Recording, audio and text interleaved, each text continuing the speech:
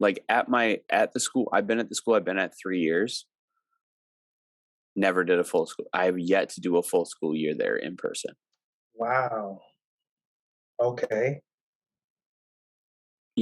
So in learning, how do you think that perspective change of understanding that your kids, what we've got to know is an 8th grader or a 6th grader or a 7th grader, that there was that initial surprise, like, why are we dealing with it? Like, this is like some childish stuff. Like, why are we dealing with this childish nonsense? But then having to learn and understand that these kids have missed that social, especially with my 8th graders. They went from 6th graders most of their year in person. A bunch of them didn't come on campus at all last year. They didn't get that middle year where they weren't the lowest on the totem pole, but they weren't the highest. They didn't have that year of having their behavior redirected and understanding expectations Mhm. and trying to learn and figure out how do you hold a kid that is really a 5th grader or a 6th grader, in reality, to an 8th grade standard?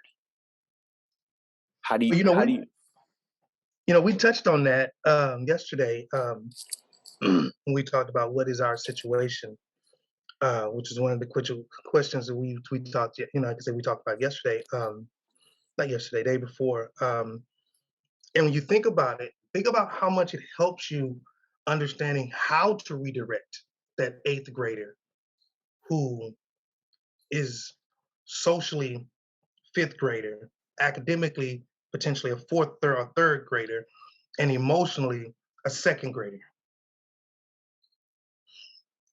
You know what I mean? Like having that knowledge, when we talk about G.I. Joe, knowing is half the battle. Having that information forces us to now deal with things differently than we have.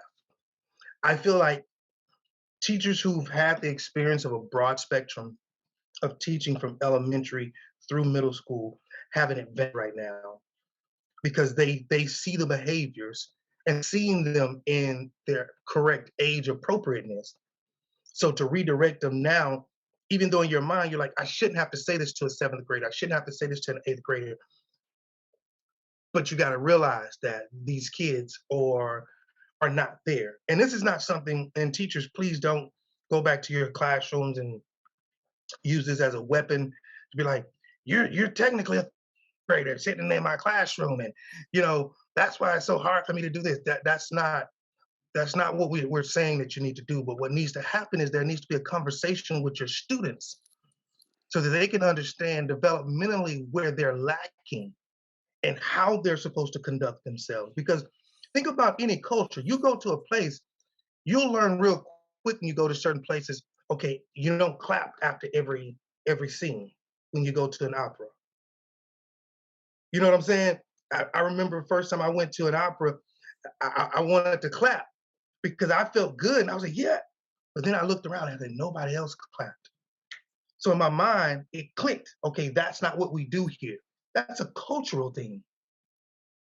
That's a cultural thing. So building a culture to the point to where the kids understand that this is what this classroom is going to be built on and this is how we're going to operate, it helps them overcome these social, academic, and emotional deficits a lot faster versus you just throwing up the towel, which so many of our educators have thrown up the towel and just said, you know what, I'm done, I can't do this anymore.